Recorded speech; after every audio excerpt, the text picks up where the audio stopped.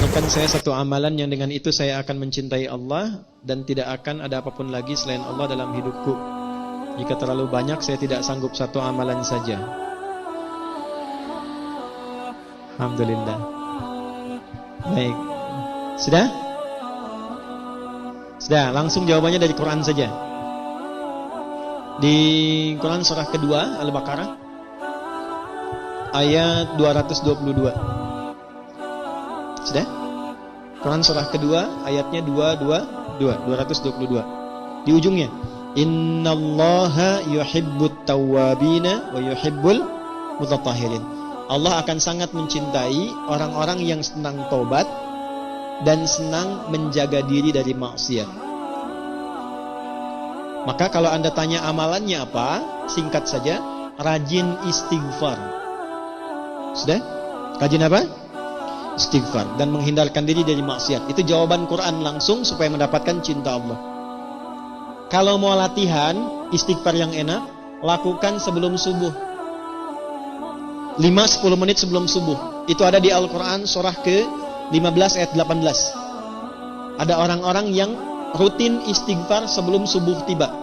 Nama waktunya sahar. Wabil asharihum yastaghfirun.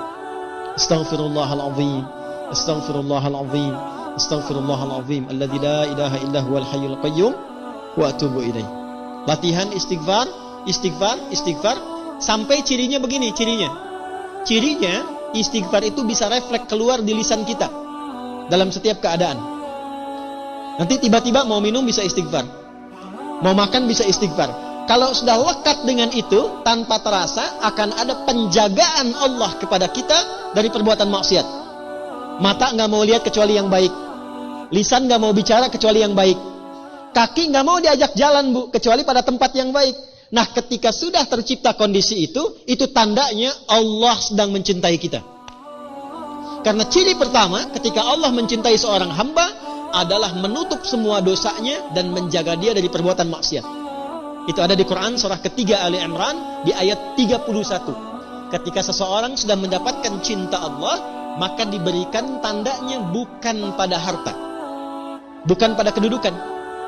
Jadi kalau ibu misalnya semakin kaya, suami semakin tinggi kedudukan, jangan disimpulkan bahwa itu tanda cinta Allah, jangan.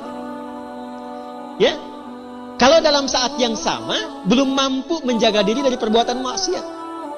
Tanda cinta yang Allah berikan yang pertama pada seorang hamba adalah menghapuskan dosanya dan menjaga hamba itu dari perbuatan maksiat. Qul in kuntum tuhibbunallaha fattabi'uni yuhibbukumullah.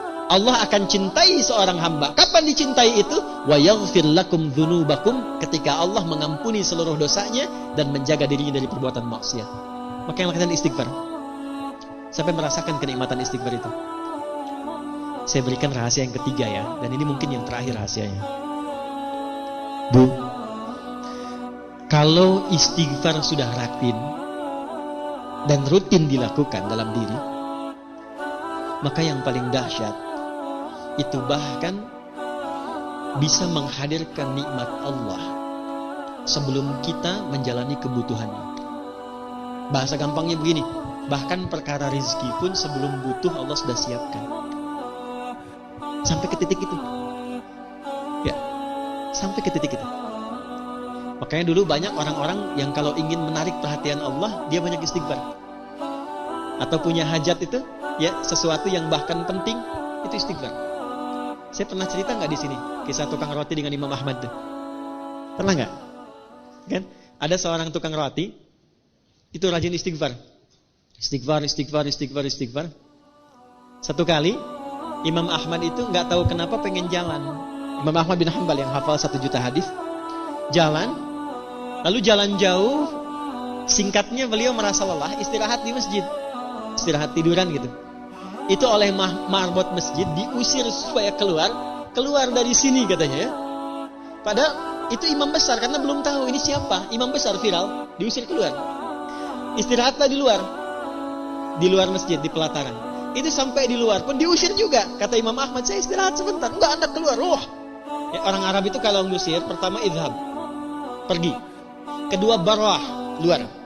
Ketiga rawah, Rawah itu maksudnya sudah jengkel. Kalau sudah jengkel, rawah, keluar dengan roh-rohnya sekalian. Rawah kan? Itu Imam Ahmad keluar. Begitu keluar, lalu kemudian lewatlah tukang roti tadi. Ya, dia sedang membuat adonan. Karena melihat seseorang itu sedang lelah, capek, dipanggil. Syekh, kesini aja istirahat katanya. Ya. Lalu ketika istirahat, Imam Ahmad melihat setiap dia bikin adonan, dia istighfar. Dia istighfar, dia istighfar. Ditanyalah kemudian oleh Imam Ahmad, "Ma faidatu istighfarika laka?" Tuan katanya, apa manfaat istighfar ini kepada pekerjaan Anda? Karena saya lihat setiap mau bikin adonan, istighfar. Selesai, istighfar. Bikin lagi, istighfar. Imam Ahmad bukan tidak tahu manfaatnya, tapi ingin memastikan apakah keberkahan istighfar itu hadir pada tukang roti ini atau tidak. Maka apa jawabannya?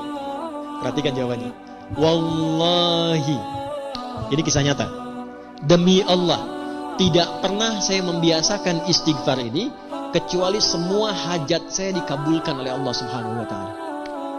Tidak pernah saya baca istighfar ini kecuali semua hajat saya dikabulkan oleh Allah Subhanahu wa taala. Cuman satu yang belum terkabul sampai saat ini. Apa itu kata Imam Ahmad?